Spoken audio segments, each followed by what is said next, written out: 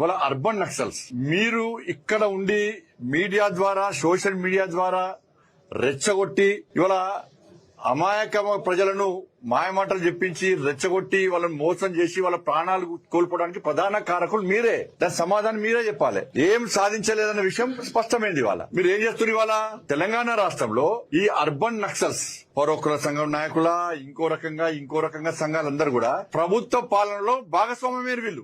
మీ సిద్ధాంతం ఏంది?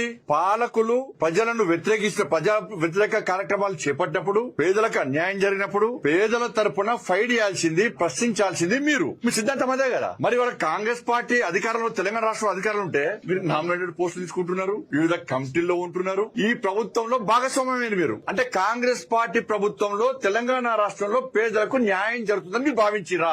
ఏది మీ సిద్ధాంతం? నామినేటెడ్ పోస్టులు తీసుకుంటారు, కమిటీలలో ఉంటారు, ఈ ప్రభుత్వానికి వత్తాసు పలుకుతున్నారు. పరోక్షంగా ప్రత్యక్షంగా ఈ కాంగ్రెస్ పార్టీ పాలనలో భాగస్వామ్యం.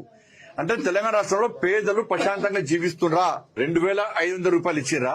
పేదలకు భూములు ఇచ్చిరా? 4,000 రూపాయలు ఆసరా పెన్షన్ ఇస్తారని కాంగ్రెస్ పార్టీ ప్రభుత్వం ఇచ్చిరా? ఎందుకు సపోర్ట్ చేస్తున్నారు? రైతుల పరిస్థితి ఏంది? ఉద్యోగస్తుల పరిస్థితి ఏంది? మహిళల పరిస్థితి ఏంది? విద్యార్థుల పరిస్థితి ఏంది? నిరుద్యోగుల పరిస్థితి ఏంది?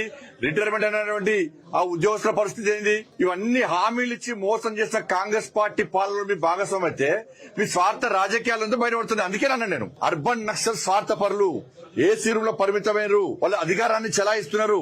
కానీ జంగల్లో ఉన్నటువంటి మావోయిస్టులు అమాయక ప్రజలను, మైనర్ పిల్లలకు చేతులకు తుపాకులు ఇచ్చి వాళ్ళ ప్రాణాలు బలిగొనే స్థాయికి వచ్చే మీదేం సిద్ధాంతం? ఇవాళ మీకు కాంగ్రెస్ పార్టీ మంచి జరిగింది. ఇప్పుడు నరేంద్ర మోడీ గారి ప్రభుత్వము నేషనల్ హైవేస్ ఇస్తున్నది, రైల్వేస్ కు నిలుస్తున్నది, పేదలకు ప్రధానమంత్రి ఆవాస్ యోజన కింద ఇల్లు కట్టిస్తున్నాం, రైతు కిసాన్ సమ్మాన్ కింద పైసలు ఇస్తున్నాం, రైతులకు సబ్సిడీ ఇస్తున్నాం, బియ్యం ఇస్తున్నాం, వడ్లు కొనుగోలు చేస్తున్నాం, ప్రధానమంత్రి రోజ్గార్ మేళ కింద 10 లక్షల మందికి ఉద్యోగాలు ఇచ్చినాం, ఉజ్వల గ్యాస్ ఇచ్చినాం, అన్ని గ్రామ పంచాయతీలకు నిధులు ఇచ్చినాం, శ్మశాన వాటికలకు పైసలు ఇచ్చినాం, కంప్యూటర్లకు పైసలు ఇచ్చినాం, రోడ్లు వేయించినాం, ఇన్ని పైసలు ఇచ్చినాం.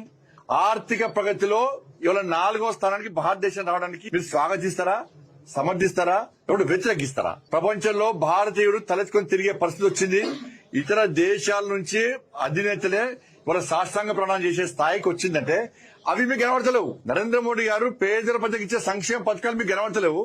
తెలంగాణలో కాంగ్రెస్ ప్రభుత్వం మాత్రం ఇచ్చిన హామీలు తొంగలో దొక్కి ప్రజలు మోసం చేస్తే వాటిని స్వాగతిస్తారు. ఇదా మీ సిద్ధాంతం? మీకు నామినేట్ పోస్టు కావాలి, మీకు పైసలు కావాలి, కమిటీలలో మీకు పేరు రావాలి, ఇదేనా మీ సిద్ధాంతం?